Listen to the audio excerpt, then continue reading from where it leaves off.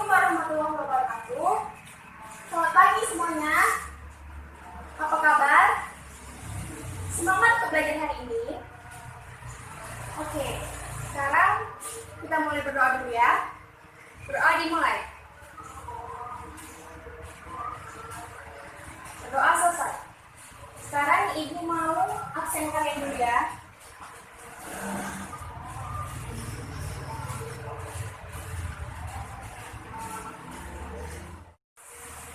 Oh, ini absennya udah diisi ya sama Chef Fadis? Udah Bu, hadir semua. Alhamdulillah semuanya hadir. Oke, hari ini materi kita tentang sistem persamaan linear 3 variabel atau sering disebut dengan SPLTV. Di SMP udah pernah belajar tentang sistem persamaan linear 2 variabel atau SPLTV. Nah, kalau SPLTV ini dia sekarang berbentuk 3 variabel. Jadi udah terbayang kan gimana pelajar SPLTV ini dia hampir mirip dengan SPLTV, hanya saja dia 3 variabel. Untuk apa sih kita belajar SPLTV itu? Jadi SPLTV itu pengaplikasiannya adalah untuk ketika kita ingin mengetahui harga barang, mengetahui jumlah, atau menghitung biaya atau harga yang telah kita beli. Nah, kalau tadi Bu telah jelasin tentang apa sih manfaat atau mengapa kita belajar SPLTV itu, sekarang ada yang bisa jelasin nggak tentang apa itu SPLTV? Ada yang tahu pengertiannya? Itu sudah benar. Jadi SPLTV atau sistem persamaan linear 3 variabel adalah persamaan linear yang mempunyai solusi atau tidak mempunyai solusi yang sama dalam persamaan yang memuat 3 variabel. Di sini Ibu harapkan kalian itu bisa menerapkan penggunaan sistem persamaan linear ini dalam kehidupan sehari-hari. Jadi kalian itu bisa menggunakan materi ini saat kalian itu mau menghitung atau seperti yang telah Ibu jelaskan tadi sebelumnya. Nah, sekarang sebelum itu buka bukunya halaman 114. Nah, Ibu akan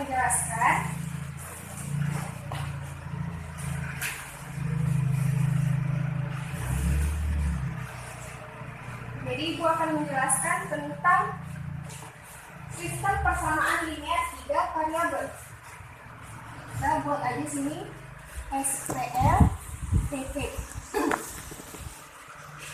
Jadi, bentuk umum dari sistem persamaan linear 3 variabel itu adalah, coba ya, bentuk umumnya itu A1X ditambah B1Y ditambah C1Z sama dengan D1. Kemudian ini kita anggap sebagai persamaan pertama. Yang kedua, persamaan kedua adalah A2X ditambah B2Y ditambah C2Z sama dengan D2 atau kita sebut sebagai persamaan kedua. Dan yang terakhir ada A3X ditambah B3Y ditambah C3Z sama dengan D3 atau kita sebut sebagai persamaan ketiga. Kemudian ciri-ciri dari sistem persamaan linear 3 variabel ini, ciri umumnya. Yang pertama, dia memiliki tanda sama dengan atau dihubungkan dengan tanda sama dengan. Jika dia tandanya lebih kecil atau lebih besar, itu berarti bukan sistem persamaan linear, itu merupakan ketidaksamaan. Jadi yang pertama itu dia dihubungkan dengan tanda sama dengan. Dan yang kedua memiliki 3 variabel. Dia memiliki 3 variabel. Di sini yang mana merupakan variabel tersebut? Di sini ada variabel X, variabel Y, dan variabel Z. Makanya dia disebut memiliki 3 variabel. Dia variabel itu tidak harus X, Y, atau Z, tapi bisa A, B, dan C, P, Q, dan R, atau terserah. Di sini kita menggunakan X, Y, dan Z. Dan yang ketiga, pangkat dari variabelnya adalah berpangkat 1.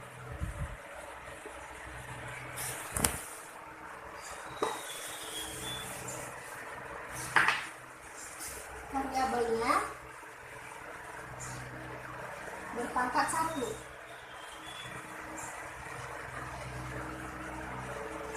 Berpangkat 1. Dia di sini pangkatnya X, variabel X pangkatnya 1. Variabel Y pangkat 1 dan variabel Z berpangkat 1. Jika dia berpangkat 2, itu merupakan persamaan kuadrat. Kemudian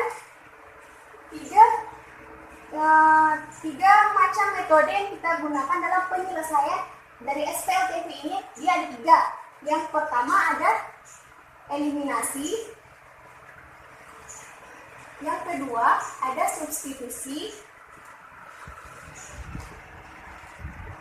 dan yang ketiga ada campuran. Campuran ini merupakan gabungan dari eliminasi dan substitusi.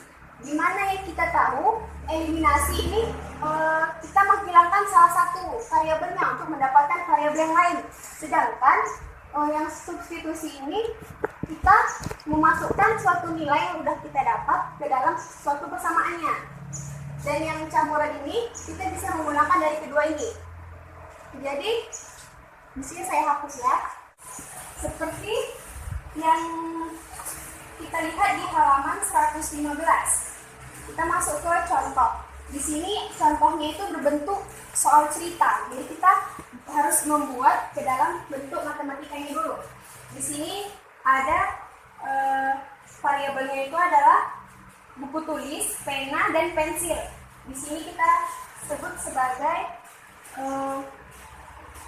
buku tulis itu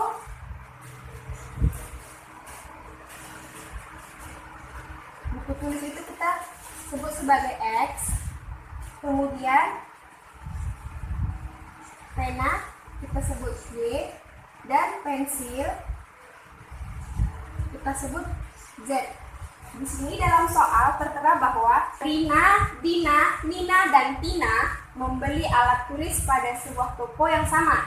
Rina membeli 2 buku tulis, jadi kita buat 2X, 2 buku tulis, 1 pena dan 1 pensil, ditambah Y dan tambah Z seharga Rp12.000.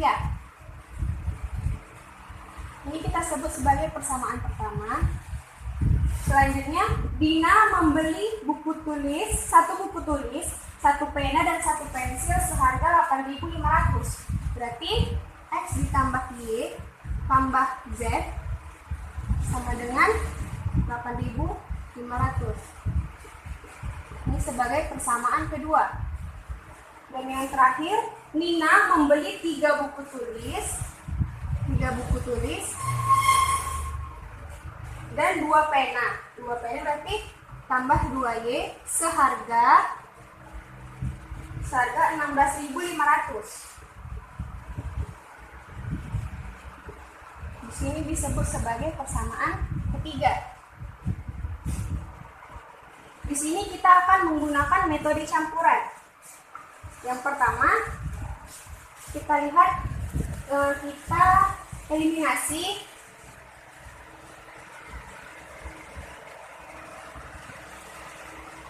persamaan 1 dan 2. Kita buat 2X ditambah Y tambah Z sama dengan 12.000. Kemudian X tambah Y tambah Z sama dengan 8.500. Di sini ada yang sama kan? Jadi kita tinggal mengurangkan Y kurang Y dan Z kurang Z. Ini bisa habis. Jadi 12.000 2x dikurang x sama dengan adalah x. Sama dengan 12.000 dikurang 8.500 itu 3.500. Jadi sudah kita dapat nilai x-nya. Selanjutnya kita substitusi nilai x ini ke dalam persamaan yang ketiga. Kita buat substitusi x ke persamaan yang ketiga. 3x ditambah 2y sama dengan 16.500. Kita masukkan nilai x-nya. 3 dikali 3.500 tambah 2y sama dengan 16.500. 2y sama dengan 16.500 dikurang 10.500, jadi tinggal 6.000. Maka dia kita dapat 6.000 dibagi 2, jadi y-nya sama dengan 3.000. Kita udah dapat nilai x, nilai y. Sekarang kita tinggal mencari nilai z.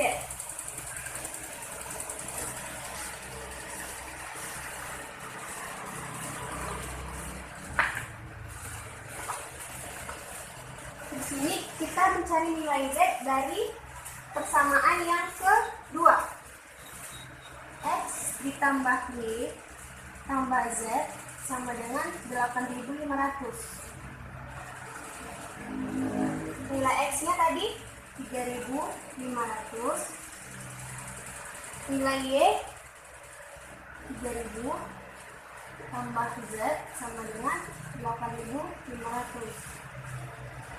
Z sama dengan 8.500 dikurang 6.500, maka kita dapat Z sama dengan 2.000.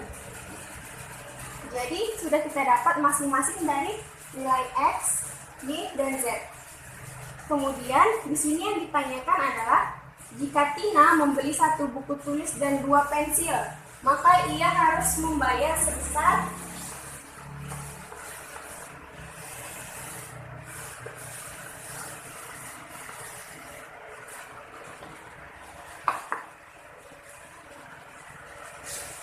X, berarti X ditambah 2Z sama dengan X-nya berapa? 3.500 ditambah 2 dikali Z, berarti tambah 4.000, maka hasilnya 7.500. Jadi kita dapat hasilnya bahwa Tina harus membayar sebesar 7.500. Jadi udah paham kan semuanya dari penjelasan ibu tadi? Nah, supaya kalian lebih paham lagi, sekarang ibu akan membagi kalian menjadi beberapa kelompok, di mana setiap kelompoknya itu beranggotakan 4 orang siswa. Ini ibu sudah membuat dan membagi nama-nama anggota kelompoknya. Sekarang ibu beri waktu kalian 5 menit untuk bergabung dengan masing-masing anggota kelompoknya. Ini ketua kelas bisa diberitahukan kepada teman-temannya.